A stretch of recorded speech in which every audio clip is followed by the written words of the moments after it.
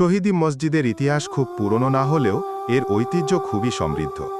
১৯৩৮ সালে মাওলানা আতাহার আলী কিশোরগঞ্জ আসেন এবং তার মাধ্যমে মসজিদটি পুনর্নির্মিত হয়।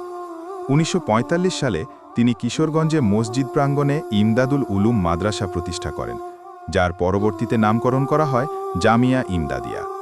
১৯৫৮ সালে আতাহার আলী মসজিদটিতে ৫ তলা উচ্চতা বিশিষ্ট একটি মিনার নির্মাণের ভিত্তি স্থাপন করেন, যার ফলে মসজিদটি ঐতিহ্যবাহী মসজিদে পরিণত হয় এবং সকলের দৃষ্টি কাড়ে।